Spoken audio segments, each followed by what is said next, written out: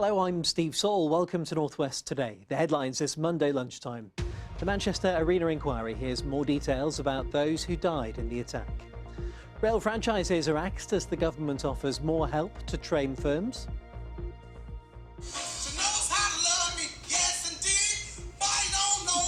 And on World Alzheimer's Day, how music's helping to bring back happy memories for those with dementia.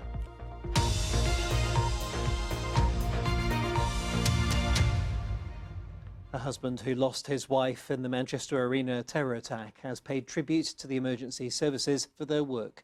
And he thanked the people of Manchester for the way they came together to show solidarity, love and respect in the days after the atrocity. Tony Kiss was paying tribute to his wife Michelle, one of the 22 who died. During the public inquiry that's currently underway in the city, well, our chief reporter Dave Guest has been following this morning's proceedings and joins me now. Dave, his words of gratitude to the emergency services have particular relevance, don't they? They do, yes, because in the coming weeks the inquiry is going to be looking in detail at the way the emergency services responded on that night. Had they learned sufficient lessons from training exercises that were supposed to prepare them for just such an event as this?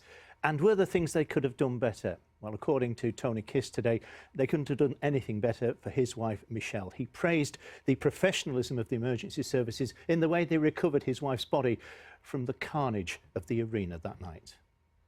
I take great comfort knowing that my beautiful Michelle's broken body was taken from the arena so respectfully.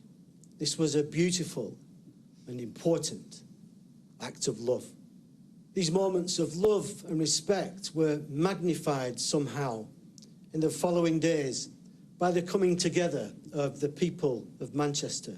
For this, I say thank you for restoring my faith in humanity during the hardest time of my life. And Dave, who else has the inquiry been hearing about today? Well, Nell Jones, who was a 14-year-old schoolgirl from Cheshire. Now, it fell to her big brother Sam to read tributes on behalf of the family. And as it's become customary now during this process, a piece of her favourite music was also played.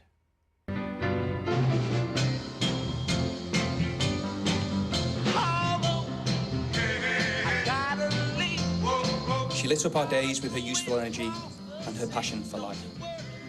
Every day was an adventure for Nell, and we were all carried along with her. The thought of the years ahead without her in our lives is truly unbearable. But those 14 wonderful years that we all shared together and the memories we made were truly special. We love Nell with all of our hearts, and we always will. And the inquiry chairman, Sir John Saunders, echoed a comment made by Tony Kiss when he said that both of these people, Michelle and Nell, their deaths simply haven't been fair. Dave, thank you very much indeed.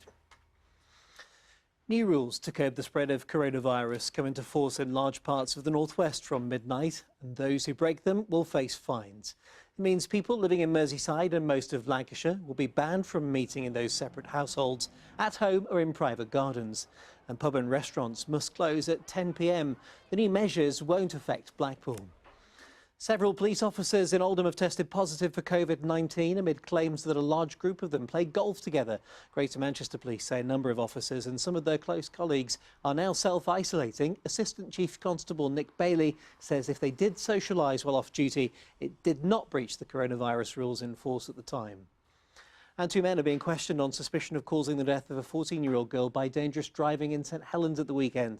The girl was a pedestrian at the time. She was hit by a car on Saturday night.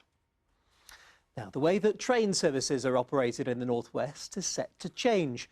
Rail franchises are to be scrapped after the government announced plans to extend support for companies who'd seen a fall in the number of passengers. Well, Transport correspondent Judy Hobson sent this report from Manchester's Piccadilly station. Nothing's likely to change for passengers at the moment. The government says for the next 18 months it will continue to fund the network with taxpayers' money, but then it wants to take greater control of the network. Now, here in the northwest it means there will be probably less competition, and rail experts say that might affect fares. Fares might be one of the things that changes most actually in the longer term, because the government's talking about simplifying fares, simplifying the number of operators around, and removing some of that fighting for every passenger that goes on at the moment. So at the moment, Manchester to Liverpool, there's at least 3 companies running over that route, and sometimes they will offer you special fares to try and entice you onto their trains.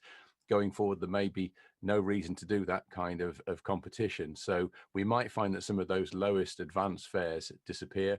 The trains have been run by a franchise system over the past quarter of a century, but now the government wants to move to a concessionary model where it pays an operator a flat fee to run the trains. If they make a profit, the government gets the profit, but the government will also absorb any losses. Now, this is being driven by the Treasury. It's lost a lot of money over the past few months funding the rail service. It'll want to make it back, and it looks like some of those promised upgrades might now not happen. Judy Hobson reporting. Now, we know that music can be a great comfort and bring back happy memories for those with dementia. And today on World Alzheimer's Day, there's a special dementia programme on your BBC local radio station featuring songs from many decades ago. Now, before COVID restrictions were imposed, we played some of the music to residents at Heathlands Village Care Home in Manchester. And that special Dementia Friendly is on your BBC local radio station tonight at 9 o'clock and also at bbc.co.uk/music memories. Now, just before Owine's weather on North West tonight at 6:30, our health correspondent Jill Dummigan will be answering your questions about coronavirus, the rising rates of infection, the restrictions. Is there anything you want answers to? Email us now. The email address is on your screen. It's nwt@bbc.co.uk. That's coming up tonight at 6:30. Right now, Owine has the weather. Hi, Owine. Hello everyone. If you like sunshine and brightness, well, it's good news. Plenty of that on offer this afternoon across the northwest. A little more in the way of cloud cover, perhaps drifting into the Isle of Man and Cumbria. Cooler here with temperatures reaching around 16 or 17 Celsius, but you can see the winners as far as today's top temperatures. More southern parts of our patch, Greater Manchester, Cheshire, North East Wales, maybe getting 20 or 21 Celsius. Now, overnight, we'll draw in more in the way of cloud, some of this low cloud with some mist and fog around as well, lows of 10 Celsius. And then tomorrow, we see a change. Here it comes on the pressure chart. A cold front shimmies in from the west. That'll introduce cloud as we head through the day. And you can see on the outlook, we see a change then through the middle of the week onwards, something less settled. I'll keep you posted, and I'll see you soon. nwt@bbc.co.uk. That's the email address for your coronavirus questions. That's it from me and the Lunchtime team right now. We're back again at 6:30. Bye-bye.